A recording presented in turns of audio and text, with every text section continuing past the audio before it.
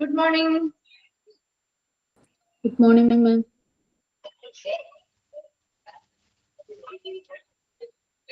Okay, നമ്മള് കഴിഞ്ഞ ക്ലാസ്സിലെ മെഡിക്കൽ റെക്കോർഡ്സ് ഫയലിംഗ് മെത്തേഡ്സ് അല്ലേ പറഞ്ഞുകൊണ്ടിരുന്നേ? Numbering and filing system.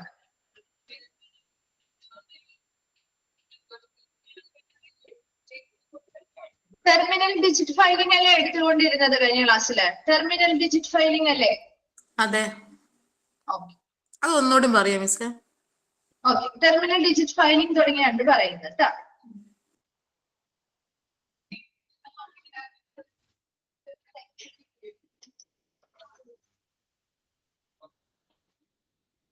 Okay, terminal digit filing എന്ന് പറഞ്ഞാല് നമ്മൾ പറഞ്ഞു ടെർമിനൽ ഡിജിറ്റ് ഫയലിംഗ് എന്ന് പറഞ്ഞാൽ ഇതൊരു സിമ്പിൾ ആയിട്ടുള്ള terminal digit filing is A simple and exact filing method. നമുക്ക് വളരെ സിമ്പിൾ ആയിട്ട് ചെയ്യാം, കൃത്യമായിട്ട് നമുക്ക് ചെയ്യാൻ പറ്റുന്ന ഒരു ഫയലിംഗ് മെത്തേഡ് ആണ്. ഇതില് usually 6 digit number is used. ഒരു 6 ഡിജിറ്റ് ഉള്ള നമ്പർ ആണ് ഇതിന് ഉപയോഗിക്കുക. അപ്പൊ അതൊരു എക്സാമ്പിൾ നിങ്ങൾ ഏതെങ്കിലും ഒരു എക്സാമ്പിൾ നോക്കിയാൽ മനസ്സിലാവും. ഒരു 6 ഡിജിറ്റ് ഉള്ള നമ്പർ ആണ് ഉപയോഗിക്കുക. Divided with a hyphen into 3 parts.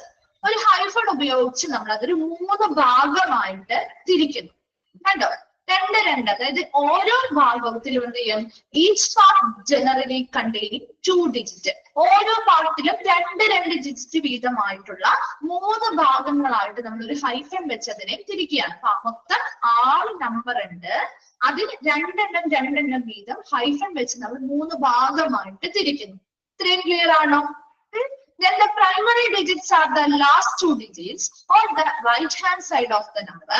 Then the secondary digits are the middle digit and the tertiary digit are the first 2 on the left side of the number.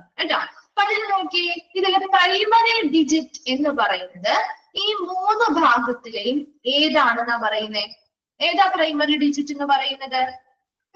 ലാസ്റ്റത്തെ 2 numbers ആണ്. ലാസ്റ്റത്തെ 2 number ആണ് last 2 digits അല്ലെങ്കിൽ ലാസ്റ്റത്തെ 2 നമ്പറിനെയാണ്. ഇപ്പൊ ഇവിടെ 56 എന്ന് കൊടുത്തിരിക്കുന്നത് കൊണ്ട് ഒരു എക്സാമ്പിൾ നോക്കി. 56 എന്ന് കൊടുത്തിരിക്കുന്നത് കണ്ടോ? ലാസ്റ്റത്തെ 2 നമ്പർ ആണ് പ്രൈമറി ഡിജിറ്റ് എന്ന് പറയുന്നത്. ഇനി ഏതാണ് സെക്കൻഡറി ഡിജിറ്റ്? ഏതാ സെക്കൻഡറി ഡിജിറ്റ് എന്ന് പറയുന്നത്? നടുവിലത്തെ മിഡിൽ ഡിജിറ്റുകളെയാണ് സെക്കൻഡറി ഡിജിറ്റ്. നടുവിലെ 2 ഡിജിറ്റുകളെയാണ് സെക്കൻഡറി ഡിജിറ്റ് എന്ന് പറയുന്നത്. ഇനി ടെർഷ്യറി ഡിജിറ്റ് എന്ന് പറഞ്ഞാല് ഏതാണ് ടെർഷ്യറി ഡിജിറ്റ് വരിക? ആദ്യത്തെ 2 നമ്പർ. മനസ്സിലായോ? അപ്പൊ ആ ഒരു ഓർഡറിൽ വ്യത്യാസമുണ്ട്. അതൊന്ന് മനസ്സിലാക്കി വെച്ചാൽ മതി. നിങ്ങൾക്ക് അത്രയും ചോദിക്കുള്ളൂ. ഒരു ഓർഡറിലൊന്ന് ആ ഓർഡർ എങ്ങനെയാണുള്ളത്? പ്രൈമറി ഡിജിറ്റ് എവിടെ വരും? മിഡിൽ ഡിജിറ്റ് അല്ലെങ്കിൽ സെക്കൻഡറി ഡിജിറ്റ് എവിടെ വരും? ടെർഷ്യറി ഡിജിറ്റ് എവിടെ വരും? ഈ പറയുന്ന രീതിയിൽ നമുക്ക് കൂടുതലും യൂണിറ്റ് നമ്പറിംഗ് സിസ്റ്റം ആണ് ഇപ്പോൾ നമ്മുടെ ഹോസ്പിറ്റലുകളിൽ നിലനിൽക്കുന്നത്. എന്നാൽ പോലും ഇങ്ങനെയുള്ള നമ്പറിംഗ് സംവിധാനങ്ങളും ഉണ്ടായിരുന്നു അല്ലെങ്കിൽ നിലവിലുണ്ട് എന്നുള്ളത് നമുക്ക് മനസ്സിലാകാൻ വേണ്ടിയിട്ടാണ്. ഇപ്പൊ എല്ലാ ഹോസ്പിറ്റലുകളും യൂണിറ്റ് നമ്പറിംഗ് സിസ്റ്റം തന്നെയാണ് നടക്കുന്നത്. ഇങ്ങനെയുള്ള സിസ്റ്റംസും ഉണ്ടായിരുന്നു എന്നുള്ളത്, ഫയലിംഗ് സംവിധാനങ്ങളും ഉണ്ടായിരുന്നു എന്ന് മനസ്സിലാക്കി വെക്കാൻ വേണ്ടിയിട്ട് തന്നിരിക്കുന്നതാണ്.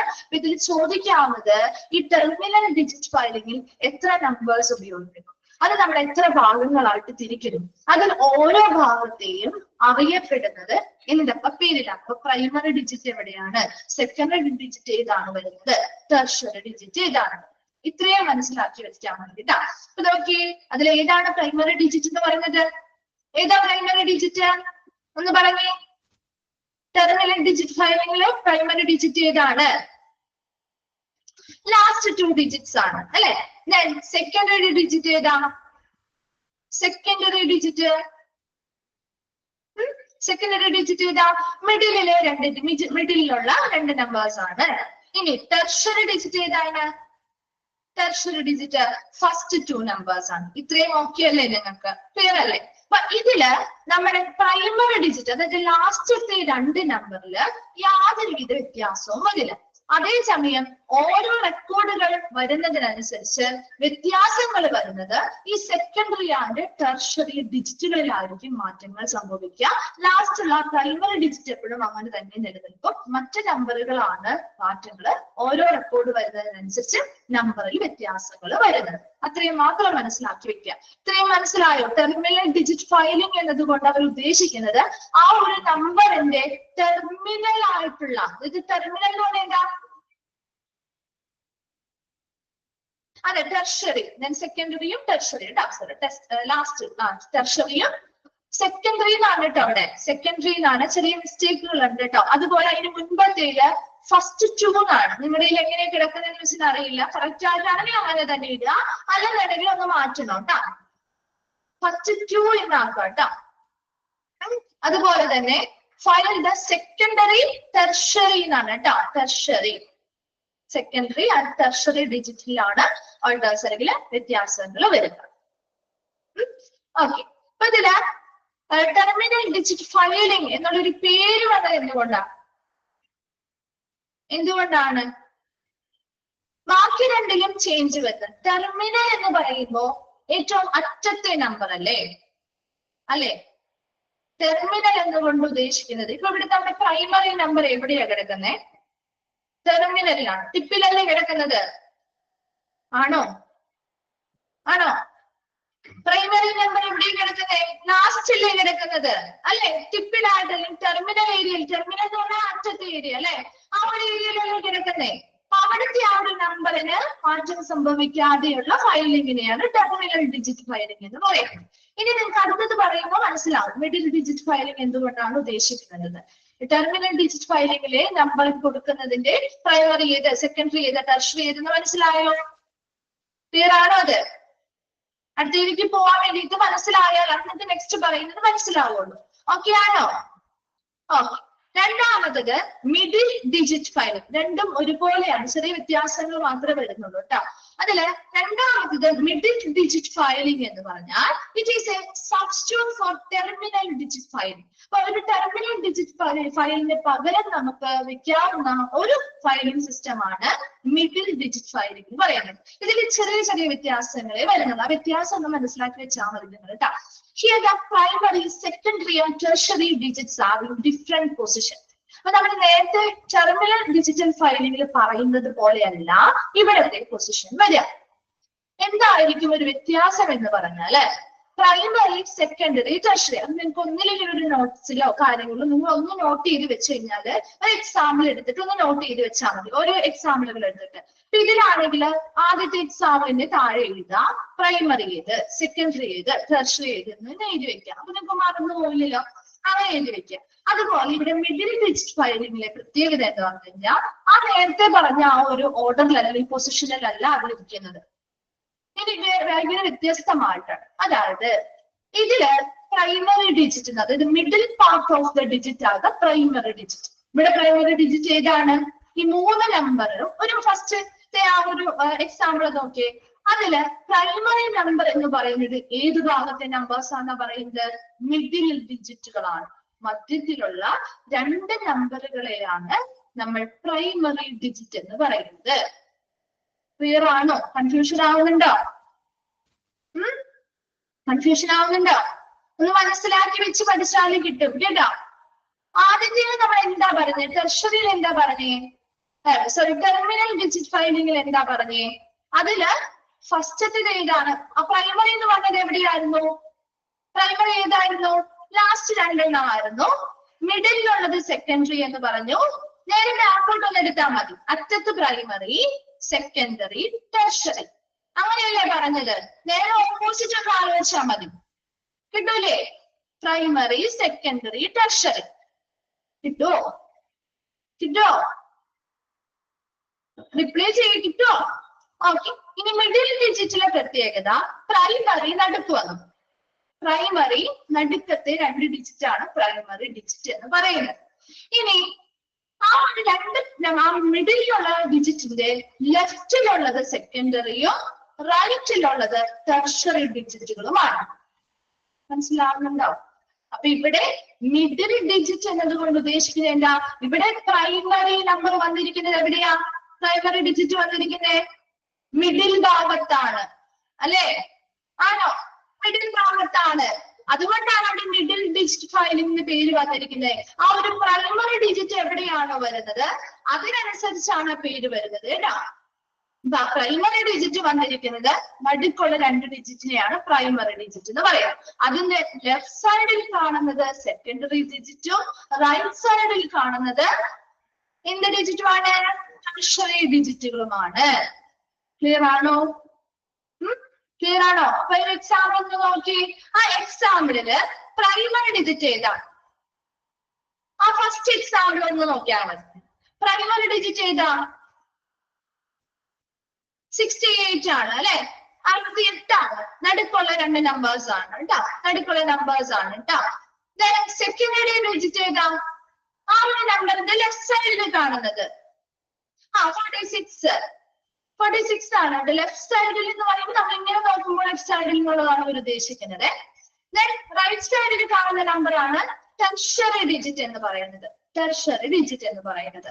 അപ്പൊ ഈ പറയുന്ന നമ്മൾ നോക്കുമ്പോൾ കിട്ടുന്ന ഓരോ കാര്യങ്ങളും വെച്ച് നോക്കാം. അപ്പൊ ടെർമിനലും മിഡിൽ ഡിജിറ്റും നിങ്ങളൊന്ന് കമ്പയർ ചെയ്യുക. ടെർമിനലില് നമ്മുടെ പ്രൈമറി നമ്പർ വന്നിരിക്കുന്നത് ഏറ്റവും അവസാനത്തെ നമ്പറുകളായിട്ടാണ് അല്ലെ? ഏറ്റവും അവസാനത്തെ നമ്പറുകളായിട്ടല്ലേ ടെർമിനൽ ഡിജിറ്റ് ഫയലിംഗിൽ വന്നിരിക്കുന്നത്? ആണോ? അപ്പൊ അതുകൊണ്ടാണ് ടെർമിനൽ. അപ്പൊ പ്രൈമറി നമ്പർ അല്ലെങ്കിൽ പ്രൈമറി ഡിജിറ്റ് എവിടെയാണോ വരുന്നത് ആ സ്ഥാനത്തിനനുസരിച്ചാണ് ആ ഒരു ഫയലിന്റെ പേര് വന്നിരിക്കുന്നത്. ഇനി മിഡിൽ ഡിജിറ്റ് എന്ന് പറയാൻ കാരണം എന്താ? ആ പ്രൈമറി നമ്പർ വന്നിരിക്കുന്നത് മിഡിൽ ഡിജിറ്റ് ആയിട്ടാണ് അല്ലെ? ആ പ്രൈമറി നമ്പർ വന്നിരിക്കുന്നത്, പ്രൈമറി ഡിജിറ്റ് വന്നിരിക്കുന്നത് മിഡിൽ ഡിജിറ്റ് ആയിട്ടല്ലേ വന്നിരിക്കുന്നത്? മിഡിലല്ലേ വന്നിരിക്കുന്നത്? അതുകൊണ്ടാണ് മിഡിൽ ഡിജിറ്റ് ഫയലിംഗ് എന്ന് പറയുന്നത്. ക്ലിയർ ആണോ? അത് രണ്ടും തമ്മിലുള്ള അതിൽ ആ ഒരു ഓരോ നമ്പറിനെയും എന്ത് പറയുന്നു എന്ന് മാത്രം നിങ്ങൾ മനസ്സിലാക്കി വെച്ചാൽ മതി കേട്ടോ. ആ രീതിയിലുള്ള ക്വസ്റ്റ്യൻ ഉണ്ടാവുള്ളൂ കേട്ടോ. ഓക്കെ ആണോ? ക്ലിയർ ആണോ? അത് രണ്ടും ഓക്കെ ആണോ? ഓക്കെ. ഇനി അടുത്തതായിട്ട് ഫോർമാറ്റ് ഓഫ് മെഡിക്കൽ റെക്കോർഡ്സ്. ഇനി മെഡിക്കൽ റെക്കോർഡിന്റെ ഫോർമാറ്റ് അല്ലെങ്കിൽ എങ്ങനെ ഏത് രീതിയിലാണ് നമ്മൾ മെഡിക്കൽ റെക്കോർഡുകൾ തയ്യാറാക്കേണ്ടത് അല്ലെങ്കിൽ അതിന്റെ ഒരു ഘടന എങ്ങനെയായിരിക്കണം എന്ന രീതിയിലുള്ള കുറച്ച് കാര്യങ്ങളാണ് നമ്മൾ പറയുന്നത്. അതിൽ 3 ടൈപ്പ് ഓഫ് ഫോർമാറ്റുകളാണ് പഠിക്കാനുള്ളത്. അതിൽ ഏത് വേണമെങ്കിലും നമ്മൾ യൂസ് ചെയ്യാം ഹോസ്പിറ്റലുകളിൽ മെഡിക്കൽ റെക്കോർഡുമായി ബന്ധപ്പെട്ട്. അപ്പൊ 3 ടൈപ്പിൽ ആ 3 ടൈപ്പും ഇമ്പോർട്ടന്റ് ആണ് കേട്ടോ. നമ്മുടെ ലാസ്റ്റ് ഭാഗം കൂടിയാണ് ഈ ഒരു ചാപ്റ്ററിന്റെ. അതിൽ ഒന്നാമത്തതാണ് സോഴ്സ് ഓറിയന്റഡ് മെഡിക്കൽ റെക്കോർഡ് അല്ലെങ്കിൽ SOMR. RI വേണ്ട കേട്ടോ. അത് ശരിക്കും ബ്രാക്കറ്റ് ആക്കിയെന്ന്, ബ്രാക്കറ്റ് ക്ലോസിംഗ് ബ്രാക്കറ്റ് ആക്കി കറക്റ്റ് ആയിട്ട് കിടക്കുകയാണെങ്കിൽ അങ്ങനെ തന്നെ ഇരുന്നോട്ടെ കേട്ടോ. അപ്പൊ SOMR അതായത് സോഴ്സ് ഓറിയന്റഡ് മെഡിക്കൽ റെക്കോർഡ്. അതിന്റെ എക്സ്പാൻഡഡ് ഫോമും ചോദിക്കാറുണ്ട് കേട്ടോ. അടുത്തതാണ് POMR അല്ലെങ്കിൽ problem oriented medical record. POMR problem oriented medical record. അപ്പൊ രണ്ടെണ്ണം പറഞ്ഞു. SOMR എന്ന് പറഞ്ഞാൽ source oriented medical record. POMR എന്ന് പറഞ്ഞാൽ പ്രോബ്ലം ഓറിയന്റഡ് മെഡിക്കൽ റെക്കോർഡ്. അടുത്തതാണ് ഇന്റഗ്രേറ്റഡ് മെഡിക്കൽ റെക്കോർഡ്. ഈ 3 ടൈപ്പ് ഓഫ് ഫോർമാറ്റ് ആണ് നമുക്ക് പഠിക്കാനുള്ളത്. അതിൽ ഒന്നാമത്തേതാണ് സോഴ്സ് ഓറിയന്റഡ് മെഡിക്കൽ റെക്കോർഡ് അല്ലെങ്കിൽ SOMR. ആദ്യമായിട്ട് നമ്മൾ പഠിക്കാൻ പോകുന്നതും അത് തന്നെയാണ് കേട്ടോ. അപ്പൊ അതിലെ പേരിൽ നിന്ന് തന്നെ മനസ്സിലാവും നിങ്ങൾക്ക് എന്തുകൊണ്ടാണ് അതാണ് ഒരു പേര് വന്നിരിക്കുന്നത് നമുക്ക് മനസ്സിലാവും പറഞ്ഞു കഴിയുമ്പോൾ കേട്ടോ. ആദ്യം ഈ കാര്യങ്ങളിൽ 2 പോയിന്റ്സ് ഇല്ലേ? അവിടെ നിങ്ങളൊന്ന് എഴുതി വെച്ചേ. ഈ സോഴ്സ് ഓറിയന്റഡ് മെഡിക്കൽ റെക്കോർഡുകളെ കുറിച്ചാണ് ഇനി പറയാൻ പോകുന്നത്, അല്ലെങ്കിൽ SOMR-നെ കുറിച്ചാണ് ഇനി പറയാൻ പോകുന്നത് കേട്ടോ. അവിടെ അവർ ഹെഡിങ് ഒന്ന് എഴുതി വെച്ചോ കേട്ടോ. SOMR അല്ലെങ്കിൽ സോഴ്സ് ഓറിയന്റഡ് മെഡിക്കൽ റെക്കോർഡുമായി ബന്ധപ്പെട്ട പോയിന്റ്സ് ആണ് 4ാമത്തെ പോയിന്റ് തുടങ്ങി നമ്മൾ പറയുന്നത്. നോട്ട് ചെയ്തോ? അല്ലെങ്കിൽ നിങ്ങൾക്ക് വായിക്കുമ്പോൾ ഇതെന്തോ ഒരു റിലേഷൻ ഇല്ലാതെന്ന് തോന്നും. ആ 3 ടൈപ്പാണ് നമുക്ക് പഠിക്കാനുള്ളൂ. ഒന്നാമത് SOMR, രണ്ടാമത് POMR, മൂന്നാമത് ഇന്റഗ്രേറ്റഡ് മെഡിക്കൽ റെക്കോർഡ്. അത് കഴിഞ്ഞ് വരുന്ന പോയിന്റ്സ് എല്ലാം ഈ SOMR അല്ലെങ്കിൽ സോഴ്സ് ഓറിയന്റഡ് മെഡിക്കൽ റെക്കോർഡുമായി ബന്ധപ്പെട്ട പോയിന്റ്സ് ആണ്. നോട്ട് ചെയ്ത് വെക്കണം കേട്ടോ, അല്ലെങ്കിൽ നിങ്ങൾക്ക് കൺഫ്യൂഷൻ ആവും പിന്നീട് വായിക്കുന്ന സമയത്ത് കേട്ടോ. അപ്പൊ നോക്കിയേ, എന്തായിരിക്കും സോഴ്സ് ഓറിയന്റഡ് മെഡിക്കൽ റെക്കോർഡ് എന്ന് പറയുന്നത്? എന്തായിരിക്കാം? ഇത് നമ്മൾ ട്രഡീഷണലി നമ്മൾ യൂസ് ചെയ്യുന്ന പേഷ്യന്റ് റെക്കോർഡ്സ് ഒക്കെ കീപ്പ് ചെയ്യാൻ വേണ്ടി ഉപയോഗിക്കുന്ന ഒരു മെത്തേഡാണ്. ട്രഡീഷണലി നമ്മൾ ഉപയോഗിക്കുന്ന ഒരു മെത്തേഡാണ് SOMR, source oriented medical record എന്ന് പറയുന്നത്.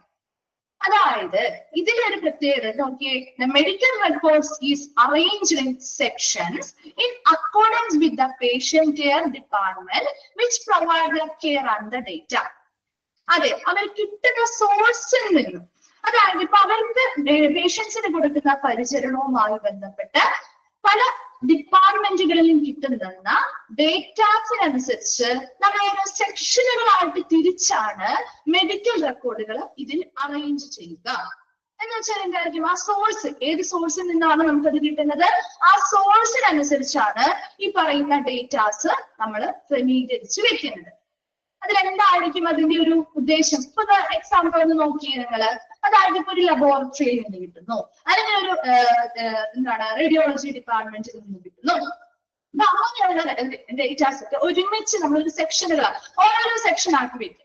ആ ഓരോ സെക്ഷൻസ് സെപ്പറേറ്റ് സെക്ഷൻ ആക്കിയിട്ട് ലബോറട്ടറി റിപ്പോർട്ടുകളെല്ലാം ആ ഒരു സെക്ഷനില്, അതുപോലെ എക്സ്റേ ഫയലുകൾ അല്ലെങ്കിൽ ഫിലിംസോ കാര്യങ്ങളോ അല്ലെങ്കിൽ അതെല്ലാം ആ ഒരു സെക്ഷനില്, പിന്നെ റേഡിയോളജിയുമായി ബന്ധപ്പെട്ട മറ്റു റിപ്പോർട്ടുകൾ ഉണ്ടെങ്കിൽ അത് വേറൊരു സെക്ഷനില്, അങ്ങനെ ഓരോന്നിനും ഓരോ സെക്ഷനുകളായിട്ട് തിരിച്ച് അതിന്റെ സോഴ്സ് അല്ലെങ്കിൽ ഉറവിടം എന്താണോ ആ സോഴ്സിനനുസരിച്ചാണ് നമ്മൾ ഓരോ സെക്ഷനുകളായിട്ട് തിരിച്ചിട്ട് ആ റിപ്പോർട്ടുകൾ അതിനുള്ളിൽ വെക്കുന്നത്. ക്ലിയർ ആണോ? അപ്പൊ ആദ്യം മുതലേ ഉള്ള ഇപ്പൊ ഒരു ലബോറട്ടറി റിപ്പോർട്ടിന്റെ ആ ഒരു സെക്ഷൻ ആണെങ്കിൽ ആദ്യം മുതലേ അവർ വന്നിട്ടുള്ള സമയത്ത് ചെയ്തത് മുതലുള്ള എല്ലാ റിപ്പോർട്ടുകളും അതിലുണ്ടാവും അല്ലെ? അപ്പൊ അതിന് ഏറ്റവും പുതിയ റിപ്പോർട്ട് എവിടെയായിരിക്കും ഉണ്ടാവുക? അടിയിലായിരിക്കും, മുകളിലായിരിക്കും? ഏറ്റവും പുതിയത് എന്താണ്? പുതിയതായിട്ടുള്ളത് എവിടെയായിരിക്കും വെക്കുക? മുകളിൽ വരുമോ താഴെ വരുമോ എന്നാണ് ചോദിക്കുന്നത് മിസ്. ടോപ്പിലായിരിക്കും കേട്ടോ, ടോപ്പിലായിരിക്കും, മുകളിലായിരിക്കും. അപ്പൊ ഈ ഒരു ട്രഡീഷണൽ നമ്മൾ ഫോളോ ചെയ്തുകൊണ്ടിരുന്ന ഒരു മെത്തേഡാണ് കേട്ടോ ഈ SOMR എന്ന് പറയുന്നത്. അപ്പൊ നിങ്ങളൊന്ന് മനസ്സിലാക്കി എടുത്തു കഴിഞ്ഞാൽ പിന്നെ കുഴപ്പമില്ല. SOMR എന്ന് പറഞ്ഞാൽ സോഴ്സ് ഓറിയന്റഡ് ആണ്. ആ പേരിൽ നിന്ന് തന്നെ മനസ്സിലാക്കിയാൽ മതി. അത് എവിടെ നിന്നാണോ അതിന്റെ സ്രോതസ് അല്ലെങ്കിൽ സോഴ്സ്, അതിനനുസരിച്ച് നമ്മൾ പല സെക്ഷനുകളായിട്ട് തിരിച്ചാണ് ഈ മെഡിക്കൽ റെക്കോർഡ് അറേഞ്ച് ചെയ്യുന്നത് അല്ലെങ്കിൽ ക്രമീകരിക്കുന്നത്. അപ്പൊ അതിനുവേണ്ടി നമ്മുടെ സെപ്പറേറ്റ് ആയിട്ടുള്ള സെക്ഷൻസ്, ഇപ്പൊ ലബോറട്ടറി റിപ്പോർട്ടിന് വേണ്ടി അങ്ങനെ, അല്ലെങ്കിൽ റേഡിയോളജി റിപ്പോർട്ട് പർട്ടിക്കുലാണെങ്കിൽ ആ സെക്ഷൻ അനുസരിച്ച് അല്ലെങ്കിൽ ആ സോഴ്സ് അനുസരിച്ച് വേറൊരു സെക്ഷൻ ആയിട്ട് തിരിക്കുന്നു. അങ്ങനെ ഓരോന്നും ആ ഒരു ലബോറട്ടറിയിൽ നിന്ന് റിപ്പോർട്ട് എല്ലാം ആ ഒരു സെക്ഷനിലാണ് നമുക്ക് കിട്ടുള്ളൂ. അല്ലാതെ ഇടകലർത്തിയൊന്നും വെക്കില്ല. മറ്റ് റേഡിയോളജി റൂമുകളിൽ നിന്ന് കിട്ടുന്ന റിപ്പോർട്ടുകളാണെങ്കിൽ അത് ആ ഒരു സെക്ഷനിൽ നോക്കിയാലേ നമുക്ക് കിട്ടുള്ളൂ. മനസ്സിലായോ? അങ്ങനെ കുറച്ച് ബുദ്ധിമുട്ടുകൾ ഇതിന്റെ ഭാഗത്ത് നിന്നുണ്ട്. ഇനി ഇതിന്റെ എന്താണ് അടുത്തൊരു പ്രത്യേകത പറയുന്നത്? hence the name source oriented medical recording. അതുകൊണ്ടാണ് ഇത് സോഴ്സിനനുസരിച്ചാണ് നമ്മൾ അത് ക്രമീകരിക്കുന്നത് കൊണ്ടാണ് ആ ഒരു പേര് വന്നിരിക്കുന്നത്. സോഴ്സ് ഓറിയന്റഡ് മെഡിക്കൽ റെക്കോർഡ് എന്ന പേര് വന്നിരിക്കുന്നത്. ഇത്രയും ഓക്കെയാണോ? ഇനി അടുത്തത് പറഞ്ഞല്ലോ നിങ്ങൾക്ക് അതൊന്ന് കണക്ട് ചെയ്ത് വെക്കാൻ വേണ്ടിയിട്ടാണ് മിസ് ചോദിക്കുന്നത്.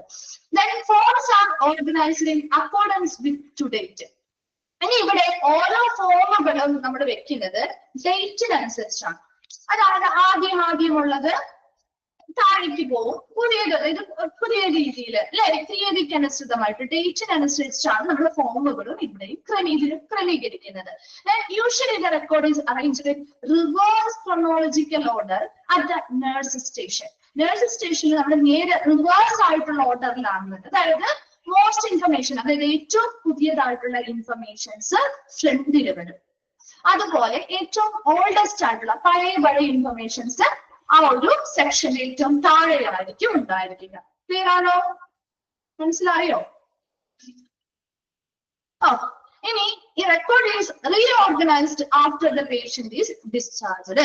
ഇനി പേഷ്യന്റ് ഡിസ്ചാർജ് ചെയ്തതിനു ശേഷം നമ്മൾ ഈ ഒരു റെക്കോർഡ് എന്ത് ചെയ്യുന്നു, ഒന്നുകൂടി പുനഃക്രമീകരിക്കുകയും ചെയ്യുന്നുണ്ട്. അപ്പൊ എപ്പോഴും ഈ SOMR എന്ന് പറയുന്നത് ശരിക്കും ഒരു സോഴ്സ് ഓറിയന്റഡ് ആയിട്ടുള്ള മെഡിക്കൽ റെക്കോർഡാണ്. നമ്മൾ ട്രഡീഷണലി യൂസ് ചെയ്ത് വരുന്ന ഒരു മെത്തേഡ് കൂടിയാണ്. അപ്പൊ ഈ മെത്തേഡിന് കുറച്ച് അഡ്വാൻറ്റേജസും ഡിസ്അഡ്വാൻറ്റേജസും ഒക്കെ ഉണ്ട്.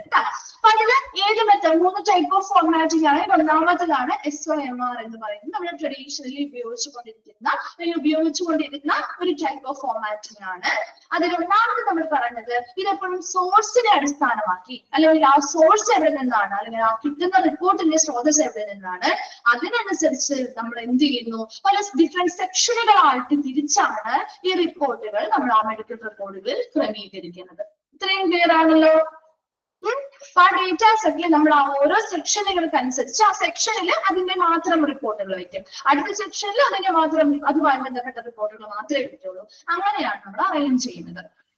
അതുപോലെ തന്നെ ഇപ്പൊ അതിന്റെ പ്രോഗ്രസ് നോട്ട് ആയിക്കോട്ടെ, അല്ലെങ്കിൽ മറ്റെന്തെങ്കിലും കാര്യങ്ങൾ ഡേറ്റാസ് ആയിക്കോട്ടെ, ഇതൊക്കെ ഒരു റിവേഴ്സ് ക്രോണോളജിക്കൽ ഓർഡറിലാണ്. അതായത് ഓപ്പോസിറ്റ് ആയിട്ടുള്ള രീതിയിൽ, അതായത് ഏറ്റവും ന്യൂ ആയിട്ട് വരുന്നത് മുകളിലായിരിക്കും അല്ലെങ്കിൽ ഫ്രണ്ടിലായിരിക്കും ഇരിക്കുക, ഏറ്റവും ഓൾഡ് ആയിട്ട് വരുന്നത് നമ്മുടെ തൊട്ട് ഏറ്റവും ബാക്കിൽ ആ ഒരു സെക്ഷന്റെ ഏറ്റവും അടിയിലായിരിക്കും ഓൾഡ് ആയിട്ടുള്ള ഇൻഫർമേഷൻസ് കാണുകയും ചെയ്യുക. ഇനി എന്നാലും എന്താണ് എന്റെ ഒരു ബുദ്ധിമുട്ടുണ്ടാവും ഇതില്?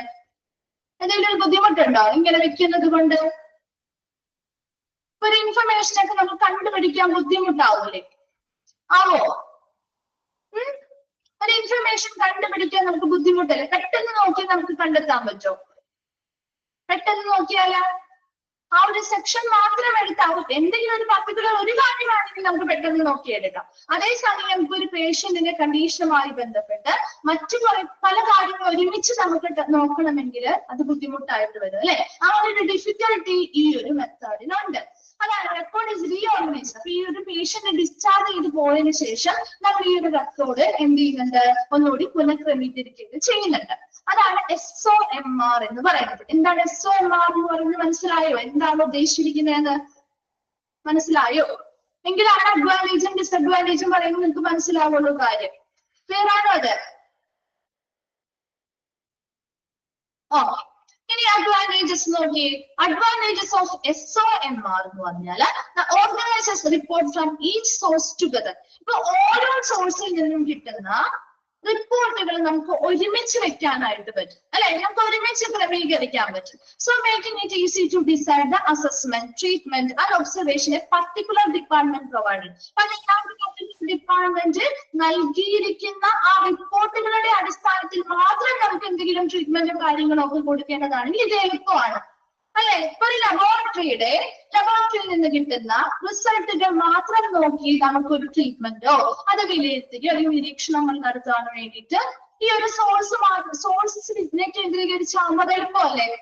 ലബോറട്ടറി റിപ്പോർട്ടുകൾ പ്രകാരമാണ് നമുക്ക് ഒരു പേഷ്യന്റിന് ആവശ്യമായ ട്രീറ്റ്മെന്റും കാര്യങ്ങളും കൊടുക്കേണ്ടതെന്നുണ്ടെങ്കിൽ ആ ഒരു സെക്ഷൻ നോക്കിയാൽ അവരുടെ എല്ലാ ലബോറട്ടറി റിപ്പോർട്ടുകളും കിട്ടും. എളുപ്പത്തിൽ കിട്ടില്ലേ? കിട്ടുമോ? എന്താണ് ഒരു റിപ്ലൈ ഇല്ലാതെ? കിട്ടില്ലേ? അപ്പൊ അങ്ങനെ കിട്ടുന്നത് കൊണ്ട് നമുക്ക് അങ്ങനെ ഈസി ആയിട്ട് അവർക്ക് ആ ഒരു പർട്ടിക്കുലർ കാര്യം അല്ലെങ്കിൽ ആ ഒരു പർട്ടിക്കുലർ ഡിപ്പാർട്ട്മെന്റ് മാത്രം നൽകുന്ന ഇത് നോക്കിയിട്ടാണ് നമുക്കൊരു ട്രീറ്റ്മെന്റ് കൊടുക്കേണ്ടത് അല്ലെങ്കിൽ വിലയിരുത്തൽ നടത്തേണ്ടത് അല്ലെങ്കിൽ നിരീക്ഷണം നടത്തേണ്ടതെങ്കിൽ അത് നമുക്ക് എളുപ്പത്തിൽ ഈ സെക്ഷൻ മാത്രം നോക്കിയാൽ ചെയ്യാൻ പറ്റും. അത് ഇതിന്റെ ഒരു അഡ്വാൻറ്റേജ് ആണ്. ഇനി ഒരു ഡിസഡ്വാൻറ്റേജ് ഉള്ളത് എന്താണെന്ന് വെച്ചാല് not possible to rapidly decide all of the patient's problem. പേഷ്യൻസിന്റെ എല്ലാ പ്രോബ്ലംസും നമുക്ക് പെട്ടെന്ന് ഇതിൽ നോക്കി കണ്ടെത്താൻ പറ്റുമോ? പെട്ടെന്ന് നോക്കി കണ്ടെത്താൻ പറ്റുമോ? ഇല്ല. കാരണം എന്താ? അവർക്ക് പെട്ടെന്ന് നോക്കിയാൽ അവരുടെ പ്രോബ്ലംസ് എല്ലാം കണ്ടെത്താൻ പറ്റില്ല.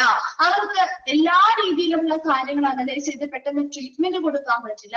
Being given for the patient at given time, ഒരു നിശ്ചിത സമയത്തിനുള്ളിൽ നമുക്ക് ഈ പറയുന്ന എല്ലാ സെക്ഷനുകളും മാറി മാറി നോക്കിയെടുക്കുക എന്ന് പറയുന്നതും ബുദ്ധിമുട്ടാണ്. അപ്പൊ ആ ഒരു നിശ്ചിത സമയത്തിനുള്ളിൽ നമുക്ക് പേഷ്യൻസിന്റെ പ്രോബ്ലംസ് കണ്ടെത്താനോ അവർക്ക് വേണ്ട ട്രീറ്റ്മെന്റ് നൽകാനോ ഈ ഒരു മെത്തേഡ് വഴി സാധിക്കുന്നില്ല. As the data from the different departments are arranged in section. എന്തുകൊണ്ടാണ് സാധിക്കാത്തത്?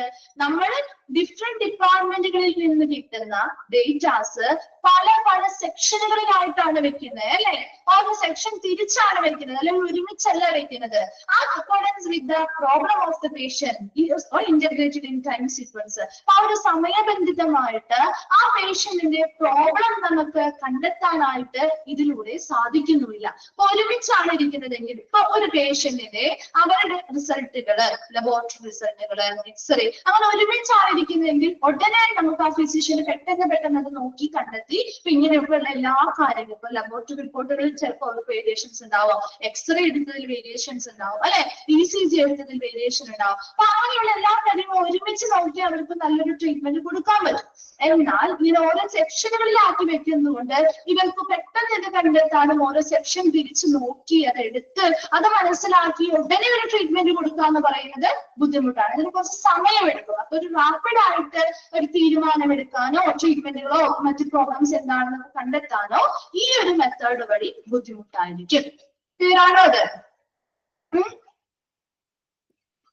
ഓക്കെ ആണോ? മനസ്സിലായോ? ഓക്കെ. അടുത്തതാണ് POMR എന്ന് വെച്ചാൽ എന്താണ്? POMR POMR എക്സ്പാൻഡ് ഫോം എന്താ? ഇവിടെ വെച്ച് തന്നെ പറഞ്ഞു പോലെ എന്നാ മാത്രമേ നിങ്ങൾക്ക് ഓർമ്മയിൽ നിൽക്കുള്ളൂ കേട്ടോ. പ്രോബ്ലം ഓറിയന്റഡ് ആണ്, അല്ലെ? പ്രോബ്ലം ഓറിയന്റഡ് മെഡിക്കൽ റെക്കോർഡ് ആണ്. അപ്പൊ പ്രോബ്ലം ഓറിയന്റഡ് എന്ന് പറയുമ്പോൾ പേരിൽ നിന്ന് തന്നെ നിങ്ങൾക്ക് മനസ്സിലാക്കാൻ പറ്റണം. ഓക്കെ, ഇത് ഇൻട്രൊഡ്യൂസ് ചെയ്തിരിക്കുന്നത് ലോറൻസ് എൽ ബീഡ് ആണ്. അത് അണ്ടർലൈൻ ചെയ്തിട്ടുണ്ട്, ചോദിക്കാറുണ്ട് വ്യക്തിയുടെ പേര്. ലോറൻസ് എൽ ബീഡ് ആണ് ഇത് ഇൻട്രൊഡ്യൂസ് ചെയ്തിരിക്കുന്നത് ഈ ഒരു ഫയൽ ഫോർമാറ്റിംഗ്. ഇനി provide systematic method of documentation. ഇതില് അവർ വളരെ ചിട്ടയായിട്ടുള്ള അല്ലെങ്കിൽ വ്യവസ്ഥാപിതമായിട്ടുള്ളൊരു ഡോക്യുമെന്റേഷൻ രീതിയാണ് ഇതിൽ കൊണ്ടുവരുന്നത്. To reflect logical thinking on the part of the physician, controlling the care of the patient. പേഷ്യൻസിന്റെ കെയർ കൊടുക്കുന്ന അല്ലെങ്കിൽ പരിചരണം കൊടുക്കുന്ന ആ പരിചരണത്തെ നിയന്ത്രിക്കുന്ന ഫിസിഷ്യൻ ആരാണോ ആ ഫിസിഷ്യന്റെ ഭാഗത്ത് നിന്നും ഒരു ലോജിക്കൽ തിങ്കിങ് അല്ലെങ്കിൽ യുക്തിസഹമായിട്ടുള്ളൊരു ചിന്തകൾ പ്രതിഫലിക്കുന്ന രീതിയിലാണ് ഒരു വ്യവസ്ഥാപിതമായിട്ടുള്ള ഒരു ഡോക്യുമെന്റേഷൻ രീതിയാണ് POMR എന്ന് പറയുന്നത്. നിങ്ങൾ വായിച്ച് പറഞ്ഞു കഴിഞ്ഞാൽ നിങ്ങൾക്ക് മനസ്സിലാവും കേട്ടോ എന്തുകൊണ്ടാണ് നമ്മൾ അങ്ങനെ പറയുന്നത്. The physician explains and follows each clinical problem. അപ്പൊ പേഷ്യൻസിന്റെ അവരുമായി ബന്ധപ്പെട്ട എല്ലാ ക്ലിനിക്കൽ പ്രോബ്ലംസും ആ ഫിസിഷ്യൻ ഇൻഡിവിജ്വലി ഓരോ പ്രോബ്ലംസും എടുത്ത് വിശദീകരിക്കുന്നു. അതിന് വേണ്ടതായിട്ടുള്ള ഫോളോ അപ്പുകൾ കാര്യങ്ങളും എന്ത് ചെയ്യുന്നു, അത് പിന്തുടരുകയും അതിനു വേണ്ടിയുള്ള കാര്യങ്ങൾ ചെയ്യുകയും ആ ഓർഗനൈസ് സിസ്റ്റം ഫോർ സൊല്യൂഷൻ അതെന്ത് ചെയ്യുന്നു, അതിന് കൃത്യമായിട്ടുള്ള പരിഹാരത്തിനായിട്ട് അവരെ ഓർഗനൈസ് ചെയ്യുകയും ക്രമീകരിക്കുകയും ഇതിലൂടെ ചെയ്യുന്നുണ്ട്. അതായത് ഈ POMRന്റെ ബേസിക് ഘടകങ്ങളാണ് പറയുന്നത്. ഓരോന്നും പറയുമ്പോൾ നിങ്ങൾക്ക് പെട്ടെന്ന് മനസ്സിലാവും. ബേസിക് പാർട്സ് ഓഫ് POMRന്റെ ബേസിക് പാർട്സ് അല്ലെങ്കിൽ അടിസ്ഥാന ഭാഗങ്ങളാണ്. ജനറലി 4 പാർട്സ് ആണുള്ളത്. ഒന്നാമത്തത് ഡേറ്റാബേസ്, രണ്ടാമത്തത് പ്രോബ്ലം ലിസ്റ്റ്, മൂന്നാമത്തത് ഇനിഷ്യൽ പ്ലാൻ, 4ാമത് പ്രോഗ്രസ് നോട്ട്. അപ്പൊ ഈ ഒരു രീതിയിലാണ് അവരത് അറേഞ്ച് ചെയ്യുക. അതിലൊന്നാമത്തത് ഡേറ്റാബേസ്. അപ്പൊ പെട്ടെന്ന് അതായത് ഓരോന്നിനോടും കണക്ട് ചെയ്ത് സിസ്റ്റമാറ്റിക് ആയ രീതിയിലായിരിക്കും ഇത് അറേഞ്ച് ചെയ്യുന്നത്. ഒരു ലോജിക്കൽ തിങ്കിങ്, നല്ല കൃത്യമായ ഒരു യുക്തിപരമായിട്ടുള്ള ചിന്തകൾ കൊണ്ടുവരാനും അതിനനുസരിച്ച് അവരുടെ പ്രോബ്ലം കണ്ടെത്താനും അതിന്റെ സൊല്യൂഷൻ കൊടുക്കാനും പറ്റുന്ന രീതിയിലായിരിക്കും ഇത് അറേഞ്ച് ചെയ്തിട്ടുണ്ടാവുക. അതിലൊന്നാമത്തതാണ് ഡേറ്റാബേസ് എന്ന് പറയുന്നത്. ഡേറ്റാബേസ് എന്ന് പറഞ്ഞാൽ എന്തായിരിക്കും? എന്തൊക്കെ ഡേറ്റ ആയിരിക്കും? ഒരു മിനിമം സെറ്റ് ഓഫ് ഡേറ്റ. ആദ്യം ഉൾപ്പെടുത്തുന്നത് ഒരു മിനിമം സെറ്റ് ഓഫ് ഡേറ്റയാണ്. അതായത് to be got in every patient that include chief complaint, present illness, patient profile, and associated social data, past history and review of systems, physical examination of defined content, and baseline laboratory data. ഇവിടെ ഡേറ്റാബേസിൽ ആദ്യമായിട്ട് ആ പേഷ്യൻസിന്റെ വരുന്ന സമയത്ത് ഓരോ പേഷ്യൻസിനെയും കുറിച്ചുള്ള ഒരു minimum set of datas അല്ലെങ്കിൽ വിവരങ്ങൾ, ഏറ്റവും കുറഞ്ഞാൽ ലഭിക്കേണ്ടതായിട്ടുള്ള വിവരങ്ങളായിരിക്കും ഈ ഡേറ്റാബേസിൽ കൊടുക്കുക. അതായത് ഇത് നമ്മളിപ്പോ ഇവിടെ സെക്ഷനുകളായിട്ട് തിരിച്ചല്ല ചെയ്യുന്നത് കേട്ടോ. മറ്റേതിൽ നമ്മൾ സെക്ഷനുകളായിട്ട് തിരിച്ച് ചെയ്യുന്നു എന്ന് പറഞ്ഞില്ലേ, ഇവിടെ നമ്മൾ മറിച്ച് ഈ 4 ഭാഗങ്ങളിലായിട്ടാണ് അത് ഉൾപ്പെടുത്തുക. അതിൽ ഓരോന്ന് പറയുമ്പോൾ ഇതിലൊക്കെ എന്തൊക്കെ വരുന്നത് നിങ്ങൾക്ക് മനസ്സിലാവും കേട്ടോ. അപ്പൊ ഡേറ്റാബേസിൽ വരുന്നത് ഓരോ പേഷ്യന്റിന്റെയും ചീഫ് കംപ്ലൈന്റ്, അതായത് അവർ എന്തുകൊണ്ടാണ് ഈ ഒരു മെഡിക്കൽ അറ്റൻഷൻ സീക്ക് ചെയ്യാനായിട്ടുള്ള ഒരു റീസൺ ഉണ്ടാവും, ഒരു കാരണം ഉണ്ടാവും അല്ലെ, മെഡിക്കൽ അറ്റൻഷൻ വേണം അല്ലെങ്കിൽ ഇവിടേക്ക് വന്നതിന്റെ ഒരു കാരണം ഉണ്ടാവും. അതുപോലെ അവരുടെ നിലവിലുള്ള പ്രസന്റ് ഇൽനസ് അല്ലെങ്കിൽ അസുഖം എന്താണ്, ആ പേഷ്യന്റിന്റെ കംപ്ലീറ്റ് ആയിട്ടുള്ള പ്രൊഫൈൽ ഉണ്ടാവും. ഇനി അവരുടെ അസോസിയേറ്റഡ് ആയിട്ടുള്ള മറ്റ് സോഷ്യൽ ഡേറ്റാസോ കാര്യങ്ങളോ ഉണ്ടെങ്കിൽ അങ്ങനെയുള്ള കാര്യങ്ങൾ. അതുപോലെ അവരുടെ പാസ്റ്റ് ഹിസ്റ്ററി, അവരുടെ മുൻകാല ചരിത്രം എന്താണ്, അതുപോലെ അവരുടെ ഓരോ സംവിധാനങ്ങളുടെയും കൃത്യമായിട്ടുള്ള റിവ്യൂ അല്ലെങ്കിൽ അവലോകനം ചെയ്യും. ഇതൊക്കെ നമ്മൾ ഓൾറെഡി പഠിച്ചില്ലേ? ഇതൊക്കെ നമ്മൾ ഓൾറെഡി പഠിച്ച കാര്യങ്ങളാണ്. Physical examinations of defined content, അതായത് ഇന്ന് ഏത് പ്രോബ്ലം ആണോ അതുമായി ബന്ധപ്പെട്ട ശാരീരിക പരിശോധനകള്, ആ ഒരു അടിസ്ഥാനപരമായിട്ടുള്ള ലബോറട്ടറി ഡേറ്റയും അല്ലെങ്കിൽ ലബോറട്ടറിയുമായി ബന്ധപ്പെട്ട അടിസ്ഥാനമായിട്ടുള്ള വിവരങ്ങളുമായിരിക്കും ഡേറ്റാബേസിൽ ഉണ്ടായിരിക്കുക. ഇപ്പൊ ഡേറ്റാബേസിൽ എന്തൊക്കെയാണുള്ളത്? 4 കമ്പോണൻസ് ആണെന്ന് നമ്മൾ പറഞ്ഞു. അത് പ്രധാനമായിട്ടും ഈ ഒരു POMR എന്ന് പറയുന്നത് പേഷ്യന്റിന്റെ ഇൻഡിവിജ്വൽ ആയിട്ടുള്ള ഹെൽത്ത് പ്രോബ്ലംസ് നമ്മൾ എന്ത് ചെയ്യുന്നു, അനലൈസ് ചെയ്യുന്നു. അത് കൃത്യമായിട്ട് കണ്ടെത്തുകയും സോൾവ് ചെയ്യാനും വേണ്ടിയിട്ട് ചെയ്യുന്ന ഒരു മെത്തേഡാണ് പ്രോബ്ലം ഓറിയന്റഡ് ആയിട്ടുള്ള ഈ മെഡിക്കൽ റെക്കോർഡ് എന്ന് പറയുന്നത്. അപ്പൊ അതിന് വേണ്ടിയിട്ട് ഒന്നാമത്തത് 4 ഭാഗങ്ങളായിട്ടാണ് അത് തിരിച്ചിരിക്കുന്നത്. 4 കമ്പോണൻസ് ആണുള്ളത്. അതിൽ ഒന്നാമത്തത് ഡേറ്റാബേസ് ആണ്. ഡേറ്റാബേസില് പേഷ്യൻസിന്റെ ഇൻഫർമേഷൻസ് കളക്ഷൻ ആണ് ശരിക്കും നടക്കുന്നത് അല്ലെ. ഇൻഫർമേഷൻസ് കളക്ട് ചെയ്യുകയാണ്, ബേസിക് ആയിട്ടുള്ള മിനിമം സെറ്റ് ഓഫ് ഇൻഫർമേഷൻസ് അല്ലെങ്കിൽ ഡേറ്റാസ്. അവരുടെ എന്തൊക്കെ കാര്യങ്ങൾ ഉണ്ടാവും അതില്, അവരുടെ റീസൺ, എന്തിനു വേണ്ടി, എന്ത് കാരണത്താലാണ് അവർ ഈ ഒരു മെഡിക്കൽ അറ്റൻഷന് വേണ്ടി ഇവിടെ വന്നിരിക്കുന്നത്, അവരുടെ നിലവിലുള്ള അവസ്ഥ എന്താണ്, ഇനി അവരുടെ ആ പേഷ്യന്റുമായി ബന്ധപ്പെട്ട പ്രൊഫൈല്, അവരുടെ medical history, past medical history ഉണ്ടെങ്കിൽ അത്, ഇനി അവരുടെ സംവിധാനങ്ങളുമായി ബന്ധപ്പെട്ട അവലോകനങ്ങള്, ഫിസിക്കൽ എക്സാമിനേഷൻസ് നടത്തിയിട്ടുണ്ടെങ്കിൽ അത്, അതുപോലെ തന്നെ ഒരു ബേസിക് ആയിട്ടുള്ള ലബോറട്ടറി ടെസ്റ്റുകളോ കാര്യങ്ങളോ നടത്തിയിട്ടുണ്ടെങ്കിൽ അങ്ങനെയുള്ള കാര്യങ്ങളൊക്കെയാണ് ഡേറ്റാബേസിൽ ഉൾപ്പെടുത്തുന്നത്. ക്ലിയർ ആണോ? ഡേറ്റാബേസ് എന്നാ മാത്രമേ അടുത്തത് പറയുന്നുള്ളൂ മിസ്. ഓക്കെ ആണോ? ഓക്കെ. അടുത്തത് പ്രോബ്ലം ലിസ്റ്റ്. അടുത്തതാണ് പ്രോബ്ലം ലിസ്റ്റ്. ആ പേഷ്യൻസുമായി ബന്ധപ്പെട്ട പ്രോബ്ലംസിന്റെ ലിസ്റ്റുകൾ. അതായത് അവർക്ക് എന്തൊക്കെ നമ്പർ ഓഫ് ലിസ്റ്റ് പേഷ്യൻസിന്റെ ഐഡന്റിഫൈഡ് ആയിട്ടുള്ള കുറെ പ്രോബ്ലംസ് ഉണ്ട്. ചിലപ്പോൾ ഒരു വ്യക്തിക്ക് ഒരു പ്രോബ്ലം മാത്രം ആയിരിക്കണം എന്നില്ല അല്ലെ. ഇല്ലേ, ചില പേഷ്യൻസിന് ഒന്നിലധികം പ്രോബ്ലംസ് ഉള്ളവർക്ക്, നമുക്ക് ഹാർട്ട് റിലേറ്റഡ് ആയിട്ടുള്ള ഡിസീസുമായി വന്നവർക്ക് ചിലപ്പോൾ BP വേരിയേഷൻസ് ഉണ്ടാവാം അല്ലെ. അങ്ങനെ ഒരു പ്രോബ്ലം ചിലപ്പോൾ അവർ ഫേസ് ചെയ്യുന്നുണ്ടാവാം. അല്ലെങ്കിൽ ചിലപ്പോൾ ഡയബറ്റിക്സ് ഉണ്ടാവാം. അങ്ങനെ പല പ്രോബ്ലംസ് ഉണ്ടാവുമല്ലോ അല്ലെ. അപ്പൊ അങ്ങനെ ആ ഒരു പേഷ്യന്റുമായി ബന്ധപ്പെട്ട് നമ്മൾ കണ്ടെത്തിയിട്ടുള്ള ആ ഒരു ലിസ്റ്റ് ഓഫ് എന്താണ് പ്രോബ്ലംസിന്റെ ആ ഒരു ലിസ്റ്റ് ആണ് ശരിക്കും പ്രോബ്ലം ലിസ്റ്റിൽ ഉൾപ്പെടുത്തുക. ഏതൊക്കെ പ്രോബ്ലംസ് ഐഡന്റിഫൈ ചെയ്തിട്ടുണ്ടോ അതൊരു ലിസ്റ്റ് ആയിട്ട് നമ്മൾ എഴുതും. അതിപ്പോ നിലവിൽ ആക്റ്റീവ് ആയിട്ടുള്ളത് ഉണ്ടാവാം, അല്ലെങ്കിൽ മുൻകാലങ്ങളിൽ ചിലപ്പോൾ പാസീവ് ആയിട്ടുള്ളത് അല്ലെങ്കിൽ ഇനാക്റ്റീവ് ആയിട്ടുള്ളത് മുൻകാലങ്ങളിൽ ഉണ്ടായിരുന്നതാവാം. ചിലപ്പോൾ പറയും, നമ്മളോട് പറയാറുണ്ട് ഇപ്പോ നെഞ്ചുവേദനയൊക്കെ ആയിട്ട് മുൻപ് ഒരു ഹാർട്ട് അറ്റാക്ക്, ഒരു മൈനർ അറ്റാക്ക് വന്നിട്ടുണ്ടായിരുന്നു എന്നൊക്കെ നമ്മൾ പറയില്ലേ ഇപ്പൊ ഡോക്ടേഴ്സിന്റെ അടുത്ത് ചെല്ലുമ്പോ. അപ്പൊ അങ്ങനെ മുൻപുണ്ടായിരുന്നത് ഇത് ഇനാക്റ്റീവ്, ഇപ്പൊ നിലവിൽ ഇല്ലെങ്കിൽ പോലും ഉണ്ടായിരുന്നതാവാം, അല്ലെങ്കിൽ ഇപ്പോ നിലവിൽ ആക്റ്റീവായിട്ട് നിന്നുകൊണ്ടിരിക്കുന്ന ഏതൊരു ഐഡന്റിഫൈഡ് ആയിട്ടുള്ള പ്രോബ്ലംസും നമ്മൾ ഈ പ്രോബ്ലം ലിസ്റ്റിൽ ലിസ്റ്റ് ചെയ്യും. അതാണ് പ്രോബ്ലം ലിസ്റ്റ് തയ്യാറാക്കുന്നത് എന്ന് പറയുന്നത്. ആദ്യം ഡേറ്റ ഇൻഫർമേഷൻസ് ഉണ്ട്, അത് കഴിഞ്ഞ് പ്രോബ്ലം ലിസ്റ്റ് ആണ് അവർ തയ്യാറാക്കുക.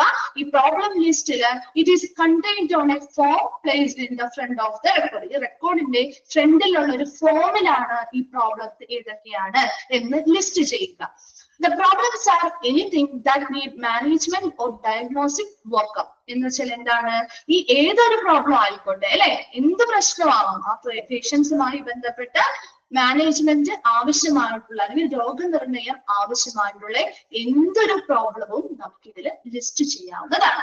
Including medical, social, economic and demographic problem, past and present. മുൻപുണ്ടായിരുന്നതാവാം അല്ലെങ്കിൽ പ്രസന്റ് നിലവിലുള്ളതോ ആയിട്ടുള്ള മെഡിക്കൽ പരമായിട്ടുള്ള പ്രോബ്ലംസ് ആവാം, സോഷ്യൽ പരമായിട്ടുള്ള പ്രോബ്ലംസ് ആവാം, എക്കണോമിക് പരമായിട്ടുള്ള പ്രോബ്ലംസ് ആവാം, ഡെമോഗ്രാഫിക് പ്രോബ്ലംസ് ആവാം. എന്ന് വെച്ചാൽ എന്താണ് ഉദ്ദേശിക്കുന്നത്?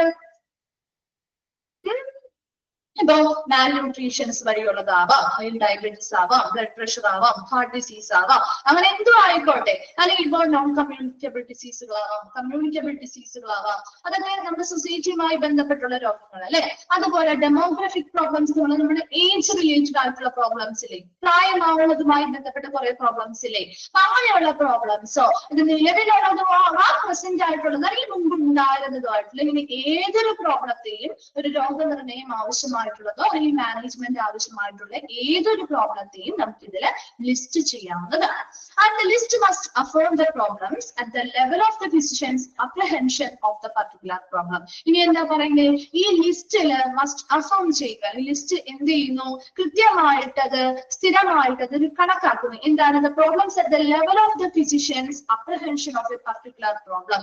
ആ ഒരു പ്രോബ്ലവുമായി ബന്ധപ്പെട്ട ഫിസിഷ്യന്റെ എന്താണ് അവരുടെ ഒരു ആശങ്കയുടെ ഒരു തലമുണ്ട് അല്ലെ. ഫിസിഷ്യൻസിന്റെ പർട്ടിക്കുലർ പ്രോബ്ലവുമായി ബന്ധപ്പെട്ട് ആ ഫിസിഷ്യന്റെ ആശങ്കയുടെ ആ ഒരു തലം എത്രത്തോളം ഉണ്ട് എന്നൊക്കെ ഇതില് കൃത്യമായിട്ട് എന്ത് ചെയ്യുന്നു, ലിസ്റ്റ് ചെയ്യപ്പെടുകയും ചെയ്യുന്നുണ്ട്. ഇനി എന്തൊക്കെ കാര്യങ്ങളാണ് ആ ഒരു പ്രോബ്ലം വന്നാൽ നമുക്ക് ഇനി ആ പ്രോബ്ലവുമായി ബന്ധപ്പെട്ട ആ ഒരു ഫിസിഷ്യന് എന്തൊക്കെ ആശങ്കകളാണുള്ളത് അതൊക്കെ ഇതിൽ കൃത്യമായിട്ട് ലിസ്റ്റ് ചെയ്യും. ദെൻ അടുത്തത് problem list may contain A statement of an abnormal findings. ഇനി എന്തെങ്കിലുമൊക്കെ അസാധാരണമായ കണ്ടെത്തലുകൾ ഈ പ്രോബ്ലവുമായി ബന്ധപ്പെട്ടുണ്ടായിട്ടുണ്ടെങ്കിൽ, അതുപോലെ physiological detection of specific diagnosis, എന്തെങ്കിലും പ്രത്യേകമായിട്ടുള്ള രോഗനിർണയം ചെയ്തിട്ടുണ്ടെങ്കിൽ അങ്ങനെയുള്ള കാര്യങ്ങളൊക്കെ കൃത്യമായിട്ട് ഈ ഒരു ലിസ്റ്റില് എന്ത് ചെയ്യുന്നു, സ്റ്റേറ്റ്മെന്റ് ആയിട്ട് കൊടുത്തിട്ടുണ്ടാവും. അതുപോലെ additions and changes are made in the list since new problems R identified and active problems resolved. അതായത് ഈ ഒരു ലിസ്റ്റിൽ നമുക്ക് എന്തെങ്കിലുമൊക്കെ അഡീഷൻസ് ആയിട്ട് കൊടുക്കും. അതായത് ഒരു പുതിയ പ്രോബ്ലം കണ്ടെത്തിയാൽ നമുക്ക് ഇത് ആഡ് ചെയ്ത് കൊടുക്കാം. ഇനി അല്ല, ഓൾറെഡി ഉണ്ടായിരുന്ന ആക്റ്റീവ് ആയിട്ടുള്ള പ്രോബ്ലംസ് അത് സോൾവ് ആകും, പരിഹരിച്ചിട്ടുണ്ടെങ്കിൽ ആ പ്രോബ്ലംസിനെ നമുക്ക് ഇവിടെ നിന്ന് എന്ത് ചെയ്യാം, മാറ്റാം. അപ്പൊ അങ്ങനെയുള്ള മാറ്റങ്ങളും വരുത്താം, അല്ലെങ്കിൽ അഡീഷൻസും നമുക്ക് ഈ ഒരു ലിസ്റ്റില് വരുത്താവുന്നതാണ്. Then problems are marked, dropped or resolved. അപ്പൊ അങ്ങനെ മാറ്റുന്ന പ്രോബ്ലംസിനെ നമ്മൾ എന്ത് രേഖപ്പെടുത്തുക, ഒരു ലിസ്റ്റില് ഡ്രോപ്ഡ് ഓർ റിസോൾവ്ഡ് എന്ന് രേഖപ്പെടുത്തും. അതായത് പരിഹരിക്കപ്പെട്ടു അല്ലെങ്കിൽ അതിനെ ഒഴിവാക്കി എന്ന് രേഖപ്പെടുത്തും. ഇപ്പൊ ഇവിടെ പ്രോബ്ലം ലിസ്റ്റിൽ ഇത്രയും കാര്യങ്ങൾ നിങ്ങൾ മനസ്സിലാക്കിയാൽ മതി. ഡേറ്റാബേസ് ക്ലിയർ ആണോ? ഡേറ്റാബേസ് ക്ലിയർ ആണോ? അതിനി പറയണ്ടല്ലോ. ഡേറ്റാബേസ് മനസ്സിലായോ? ഓക്കെ. അടുത്തതാണ് പ്രോബ്ലം ലിസ്റ്റ് എന്ന് പറഞ്ഞാല് ഈ പേഷ്യന്റിന് അവർക്ക് ചിലപ്പോ നിലവില് ഇപ്പൊ ഉള്ള രോഗങ്ങളാവാം, അല്ലെങ്കിൽ മുൻപുണ്ടായിരുന്ന പാസ്റ്റിൽ ഉണ്ടായിരുന്ന രോഗങ്ങളാവാം. അങ്ങനെയുള്ള എല്ലാ ഐഡന്റിഫൈഡ് ആയിട്ടുള്ള രോഗങ്ങളെയും പ്രോബ്ലംസിന്റെയും ഒരു ലിസ്റ്റാണ് പ്രോബ്ലം ലിസ്റ്റ് എന്ന് പറയുന്നത്. ഇത്രയും ക്ലിയർ ആണോ?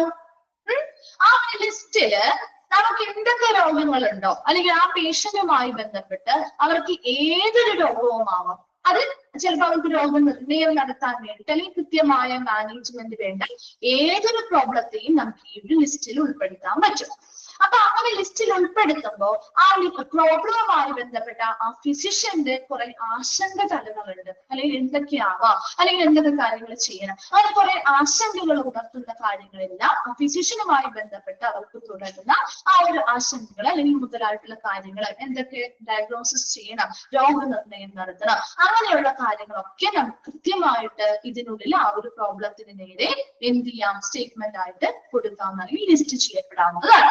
ഇനി ഇവരിങ്ങനെയുള്ള രോഗനിർണയങ്ങൾ നടത്തി ഈ രോഗങ്ങളുമായി ബന്ധപ്പെട്ട് എന്തെങ്കിലും അസാധാരണമായ ഫൈൻഡിങ്സ് അല്ലെങ്കിൽ കണ്ടെത്തലുകൾ നടത്തിയിട്ടുണ്ടെങ്കിലോ അല്ലെങ്കിൽ രോഗനിർണയം സ്പെസിഫിക് ആയിട്ടുള്ള ഒരു രോഗനിർണയം അല്ലെങ്കിൽ ഡയഗ്നോസ്റ്റിക് ടെസ്റ്റുകൾ നടത്തിയപ്പോൾ അതിലെന്തെങ്കിലും ഇതുപോലെയുള്ള കണ്ടെത്തലുകൾ പുതിയതായിട്ടുള്ള കാര്യങ്ങളോ അല്ലെങ്കിൽ കുറച്ചും കൂടി സിവിയർ ആണെന്ന് നമുക്ക് തോന്നിയിട്ടുണ്ടെങ്കിലോ അങ്ങനെയുള്ള എന്ത് കണ്ടെത്തലുകളാണെങ്കിലും അതും നമുക്ക് ഇതിന്റെ കൂടെ രേഖപ്പെടുത്തി വെക്കാം. ഇനി നമുക്ക് അടുത്ത ഒരു ഓപ്ഷൻ എന്ന് പറയുന്നത് ഈ ഒരു പ്രോബ്ലം ലിസ്റ്റിൽ നിന്നും നമുക്ക് പുതിയതായിട്ടൊരു പ്രോബ്ലം ഇനി കണ്ടെത്തി എന്ന് വിചാരിക്കുക. അവർക്ക് ഈ ലിസ്റ്റിൽ ഇല്ലാത്തൊരു പുതിയ പ്രോബ്ലം കണ്ടെത്തി എന്ന് വിചാരിക്കുക, അത് നമുക്ക് ഇതിൽ ആഡ് ചെയ്ത് കൊടുക്കാം. ഇനി ഓൾറെഡി ഉണ്ടായിരുന്ന ഒരു പ്രോബ്ലം നമ്മൾ മെഡിസിൻസും ട്രീറ്റ്മെന്റ് ഒക്കെ കൊടുത്തപ്പോ മാറിപ്പോയി എന്ന് വിചാരിക്കുക, നോർമലായി ആ പ്രോബ്ലം ഇല്ല എന്നുണ്ടെങ്കിൽ ആ ഒരു പ്രോബ്ലത്തെ നമുക്ക് ലിസ്റ്റിൽ നിന്ന് ഒഴിവാക്കാനും ഒരു ചാൻസ് അല്ലെങ്കിൽ ഒഴിവാക്കാനും പറ്റും. അങ്ങനെ ഒഴിവാക്കുന്ന ആ ഒരു പ്രോബ്ലത്തെ നമ്മൾ രേഖപ്പെടുത്തുന്നത് എന്തെന്നായിട്ടാണ്, ഡ്രോപ്പ് ഓർ റിസോൾവ്ഡ് എന്നായിരിക്കും. അതായത് ഒഴിവാക്കി അല്ലെങ്കിൽ പരിഹരിക്കപ്പെട്ടു എന്നായിരിക്കും എന്ത് ചെയ്യുക, അതിന്റെ അടുത്ത് നമ്മൾ എഴുതി വെക്കുന്നത് അല്ലെങ്കിൽ റെക്കോർഡ് ചെയ്ത് വെക്കുന്നത്. ക്ലിയർ ആണോ? പ്രോബ്ലം ലിസ്റ്റ് ഓക്കെ ആണോ? ഓക്കെ. അടുത്തത് ഇനിഷ്യൽ പ്ലാൻ. അതായത് ഇനിഷ്യൽ പ്ലാൻ എന്ന് ഉദ്ദേശിക്കുന്നത് it explains that initial plan അല്ലെങ്കിൽ പ്ലാൻ ഓഫ് കെയർ ആണ് ഉദ്ദേശിക്കുന്നത്. It explains that what will be done to learn more about the patient's condition, treat the condition and instruct the patient about the condition.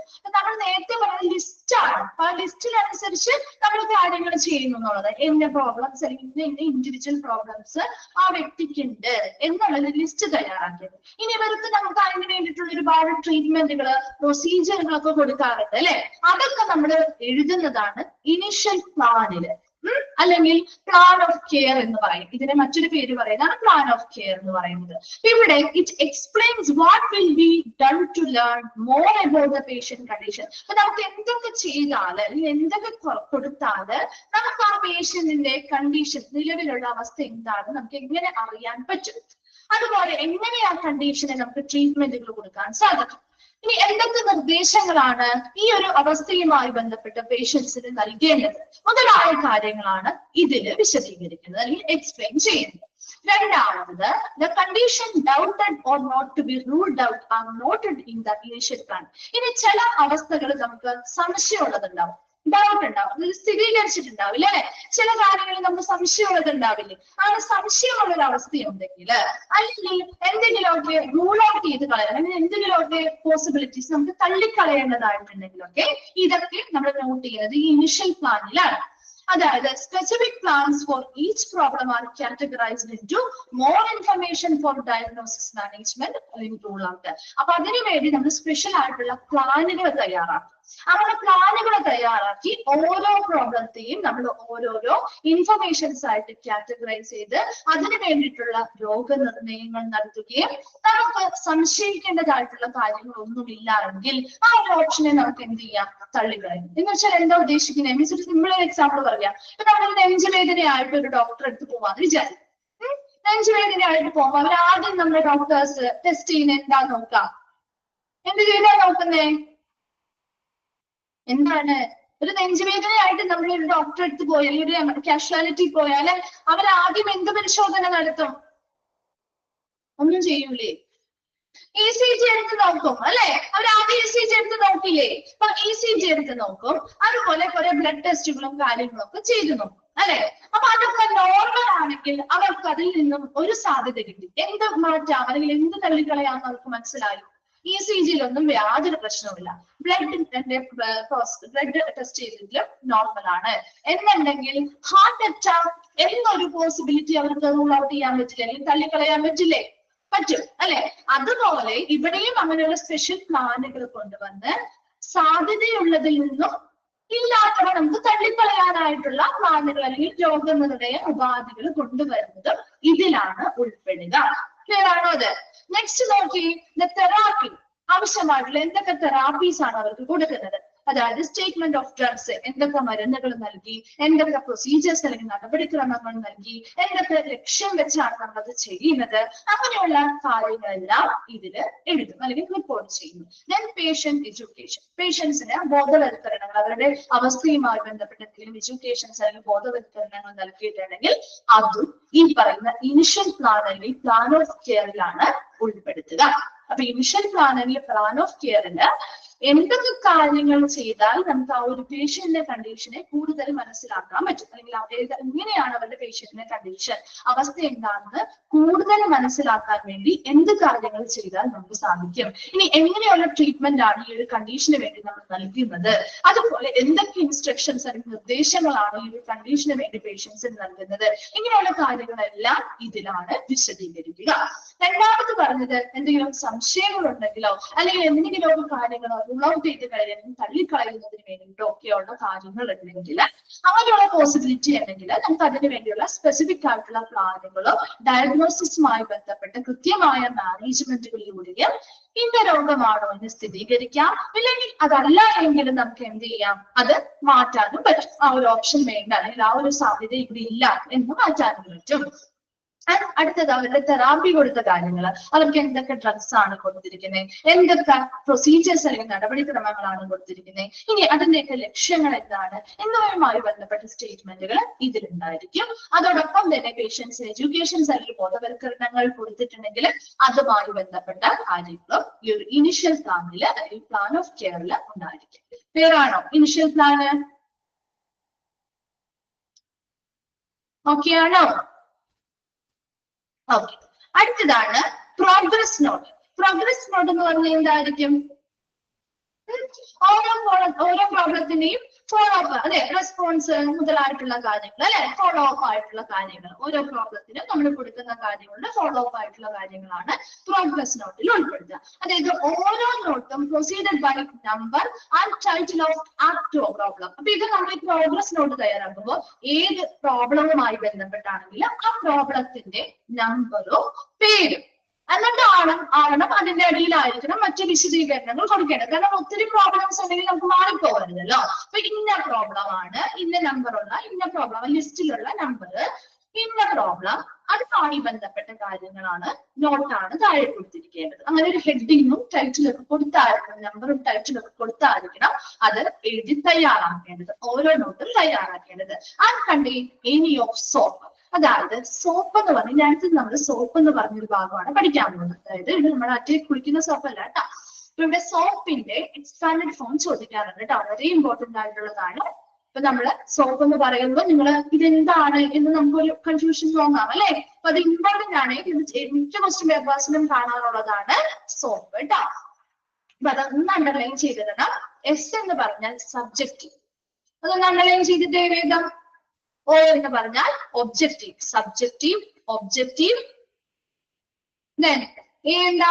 Assessment, subjective, objective, assessment plan ആണ് soap കേട്ടോ. ചോദിക്കാറുള്ളതാണ് subjective, objective, assessment plan. വേഗം ഒന്ന് underline ചെയ്തിട്ട് എല്ലാവരും, important ആണ്. അല്ലെങ്കിൽ ആ ഒരു സോപ്പ് എന്ന് പറഞ്ഞാൽ ഇതിന്റെ നേരെ ഒന്ന് എഴുതി വെച്ചാൽ മതി, അത് ഓരോ പോയിന്റ് ആയിട്ട് കിടക്കുന്നത് ഒന്ന് നേരെ എഴുതി വെച്ചത്, അല്ലെങ്കിൽ നിങ്ങൾക്ക് ഓരോ പോയിന്റ് ആകുമ്പോൾ നിങ്ങൾക്ക് മനസ്സിലാവില്ല കേട്ടോ. സബ്ജക്റ്റീവ്, ഒബ്ജക്റ്റീവ്, അസസ്മെന്റ് പ്ലാൻ എന്ന് എഴുതി വെച്ച്.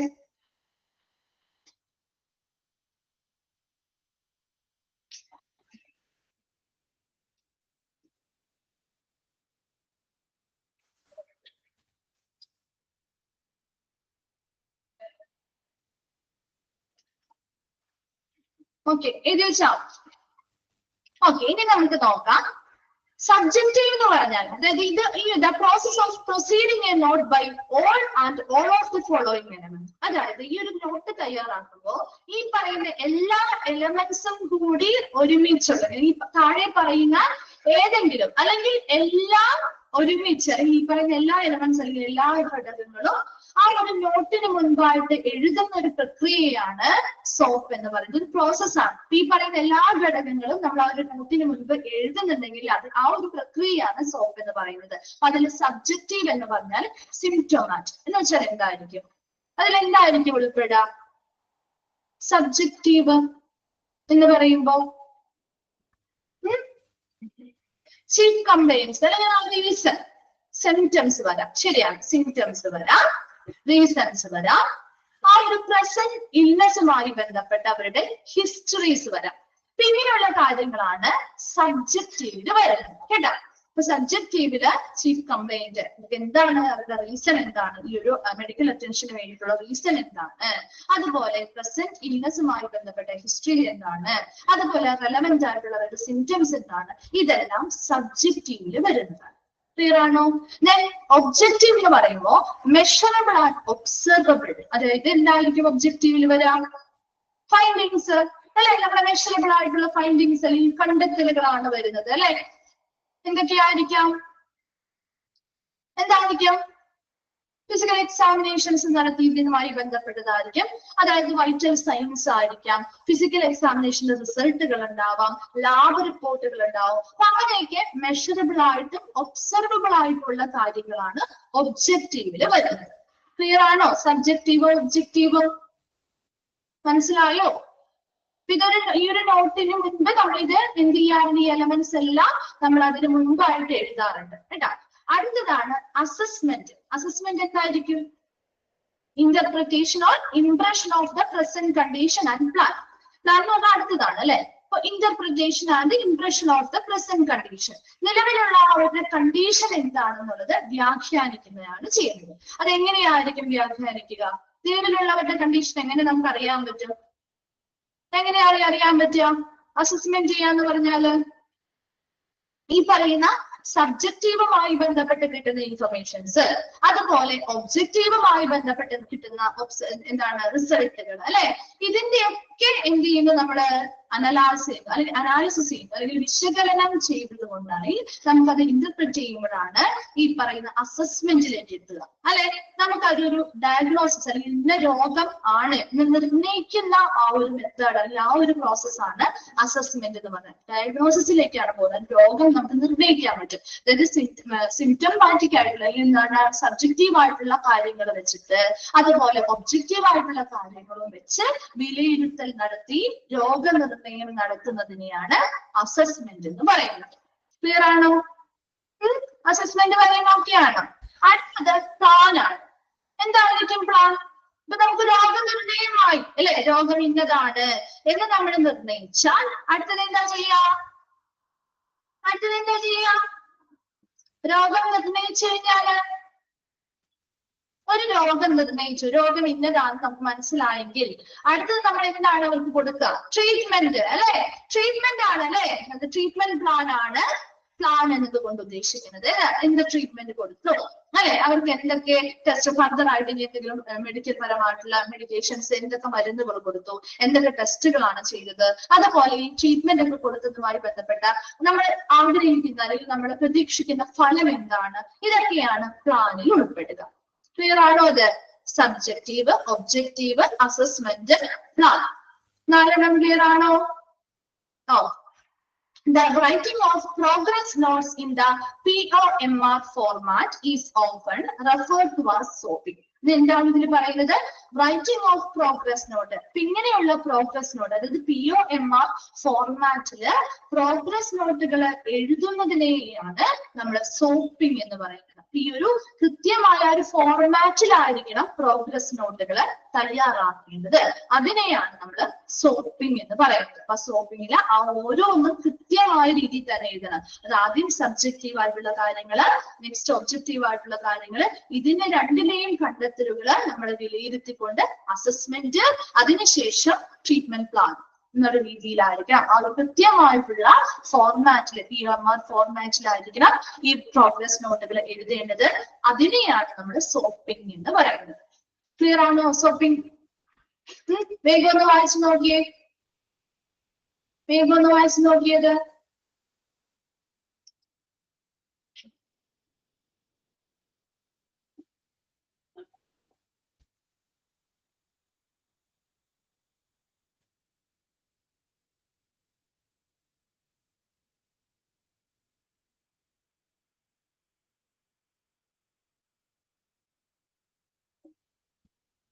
വായിച്ചു കഴിയുമ്പോ ഒന്ന് റിപ്ലൈ ചെയ്യണേ.